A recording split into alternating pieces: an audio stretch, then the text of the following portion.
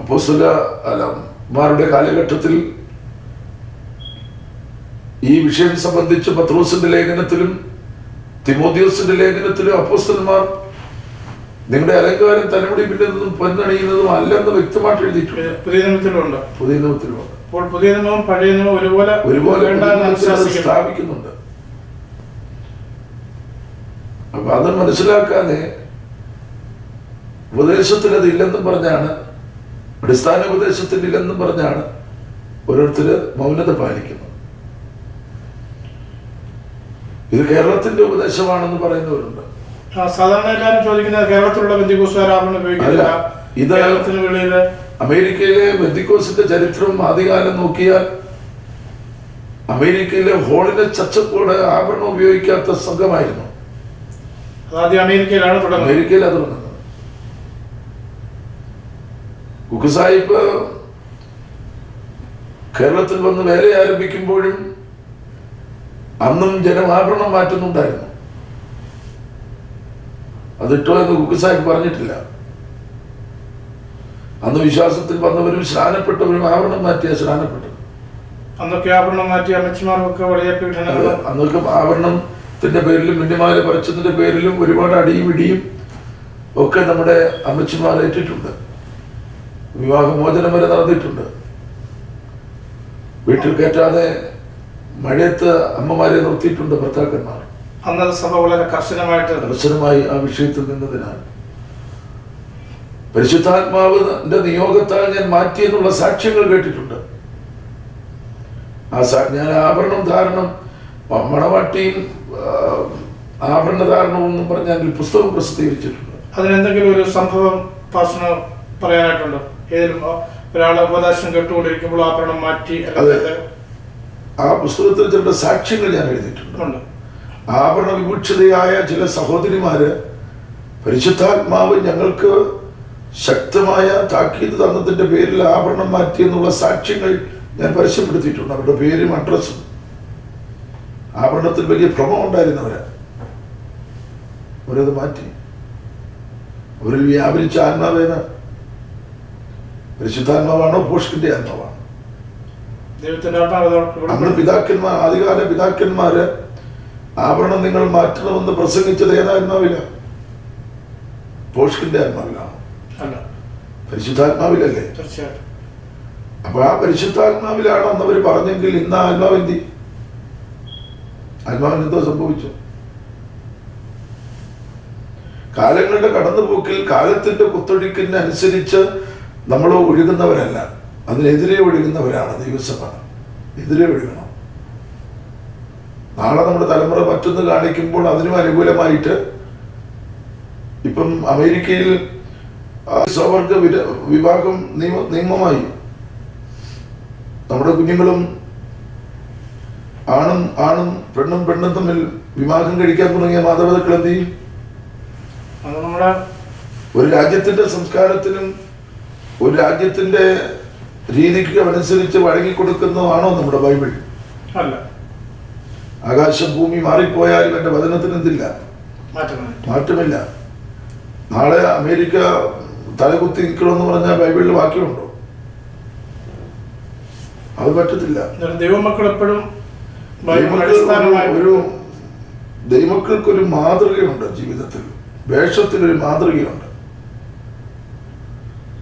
ഈ സ്വർണം എന്ന് പറയുന്നത് എപ്പോഴും ഒരു പൈശാചിക ആധിപത്യവും അവകാശവും അതിന്മേലുണ്ട്. ആർക്കും നിഷേധിക്കാൻ ഒക്കത്തില്ല. വെളിപ്പാട് പുസ്തകം 17-18 അധ്യായങ്ങൾ നാം വായിക്കുമ്പോൾ മർമ്മം മഗ്നിയാൻ ബാബിലോണിന്റെ ഒരുക്കം അവിടെ പറഞ്ഞിട്ടുണ്ട്. ആഭരണങ്ങളാൽ വിഭിക്ഷതയായ സ്വർണത്തിൽ പൊതിഞ്ഞ ഒരു മണവാട്ടിയെ അവിടെ ചൂണ്ടിക്കാണിക്കുന്നത്. മർമ്മം മഗ്നിയാൻ ബാബിലോൺ ആ നിലയിൽ. അപ്പോൾ മർമ്മം മഗ്നിയാൻ ബാബിലോണിന്റെ ഒരുക്കം ഇതൊക്കെയാണെങ്കിൽ ക്രിസ്തുവിന്റെ മണവാട്ടിയുടെ ഒരുക്കം എന്തോ വ്യത്യസ്തമല്ലേ? തീർച്ചയായിട്ടും. പ്രവാചകനൊക്കെ ശക്തമായ ഭാഷയിൽ ഇങ്ങനെയുള്ള കാര്യങ്ങളെ വിമർശിച്ചെഴുതിയിട്ടില്ലേ? മലാക്കി പ്രവാചകന്റെ പുസ്തകം അവസാനിക്കുമ്പോൾ 4-ാം അധ്യായത്തിൽ പ്രവാചകൻ ഇങ്ങനെ പ്രഖ്യാപിച്ച് അവസാനിപ്പിക്കുന്നത് ജനത്തോട്, ഹോരേബിൽ വെച്ച് ഞാൻ നിങ്ങളോട് കൽപ്പിച്ചത് നിങ്ങൾ ഓർത്തുകൊള്ളുകയും. ഹോരേബിൽ വെച്ച ആഭരണം മാറ്റാൻ പറഞ്ഞത്. അപ്പോൾ വചനാടിസ്ഥാനത്തിൽ ആഭരണം ചിലർ പറയുന്നത് പഴയ നിയമത്തിലെ അത് പറയുന്നത്. പഴയ നിയമവും പുതിയ നിയമവും കർത്താവിന്റെ ദൈവവിശ്വാസിയല്ലേ? തീർച്ചയായിട്ടും. വിശുദ്ധ ബൈബിൾ മുഴുവനും ദൈവവിശ്വാസിയുമാണ്. കർത്താവിന്റെ ഇൻസ്പിറേഷനാണ് എല്ലാത്തിലും ഉണ്ട്. ആത്മാവിന്റെ നിയോഗമായ എല്ലാ വാക്യങ്ങളിലുമുള്ളത്. പിന്നെ ചില വംശാവലികളൊക്കെ എഴുതുന്നല്ലാതെ എല്ലാറ്റിലും ദൈവത്തിന്റെ കൽപ്പനകളും ആലോചനകളുമാണ്. ഈ ഇവിടെ അമേരിക്കയിൽ നടന്ന കോൺഫറൻസുകൾ എടുത്ത് നോക്ക്. ഏതൊരു പ്രസംഗത്തിനും എടുത്ത് വായിച്ചതെല്ലാം പഴയ നിയമത്തിലെ വാക്യമാണല്ലോ. പുതിയ നിയമത്തിലെ വാക്യം എത്ര പേര് വായിച്ചു? ഇവിടുത്തെ തീം എന്താ? പഴയ നിയമത്തിലെ വാക്യമായിരുന്നല്ലോ. എന്നെ ആരെ അയക്കേണ്ടു? പഴയ നിയമത്തിലെ വാക്യമല്ലേ? ഞാനും എന്റെ കുടുംബമായി ഗോവയെ സേവിക്കും ചച്ചുപോളിന്റെ തീമായിരുന്നു. അതും യോശുവയുടെ പുസ്തകത്തിലെ വാക്യമല്ലേ? അപ്പോൾ വേദപുസ്തക അടിസ്ഥാനത്തിൽ ആഭരണം ധരിക്കുന്നത് തെറ്റാണെന്ന് സ്ഥാപിക്കും. അങ്ങനെ ആവശ്യം നമുക്ക് ഇവിടെ ചിലരും ഈ വിവാഹം കഴിച്ചതാണെന്നുള്ള തെളിവിന് വേണ്ടി മോതിരമിടുന്നെന്ന് പറയുന്നു.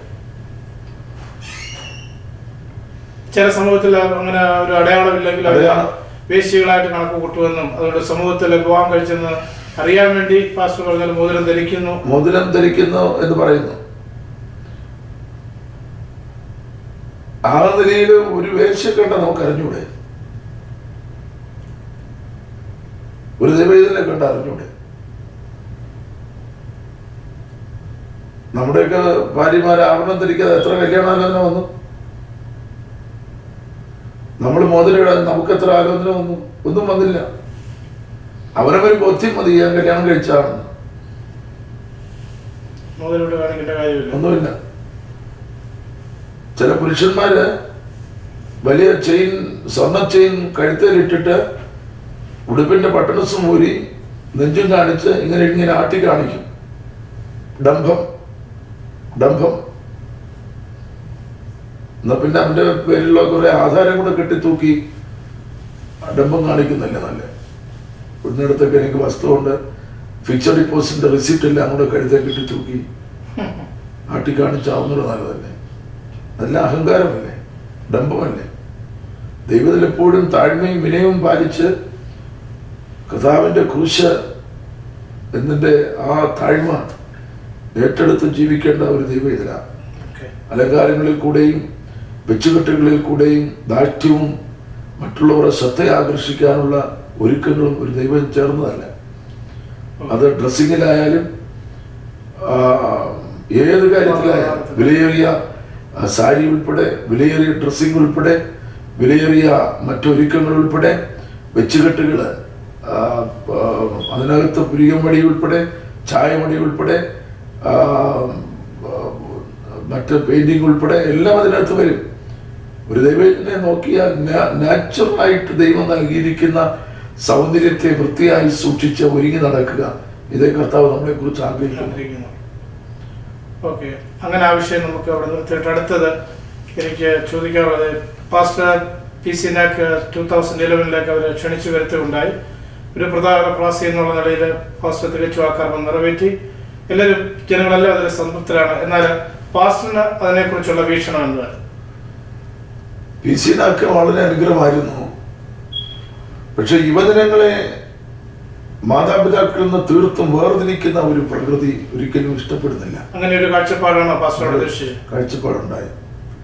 അത് മാതാപിതാക്കളുടെ ഒപ്പം ഒരു സെക്ഷനിലെങ്കിലും ഈ യുവജനങ്ങളെ ഇരുത്തണം ആരാധനയ്ക്ക് ഒരു കുടുംബം ആരാധന പോലെ തന്നെ. ഈ വെള്ളി ശനി, വ്യാഴം വെള്ളി ശനി ഒക്കെ യുവജനങ്ങളുടെ പ്രത്യേക പ്രോഗ്രാം നടക്കട്ടെ. ഞായറാഴ്ച ആരാധനയ്ക്ക് കത്രിമേശ ഒന്നിച്ച് നടത്തി കുഞ്ഞുങ്ങളോടൊപ്പം ഈ മാതാപിതാക്കളും കത്രിമേശയിൽ പങ്കെടുത്ത് വിശുദ്ധ ചുമനം നടത്തി പിരിയുന്ന ഒരു സംവിധാനം PC നാക്ക് ഉൾപ്പെടെയുള്ള കോൺഫറൻസുകളിൽ ഉണ്ടാകണം. അല്ലെങ്കിൽ നമ്മൾ തന്നെ നമ്മുടെ തലമുറയെ വേർതിരിക്കുക.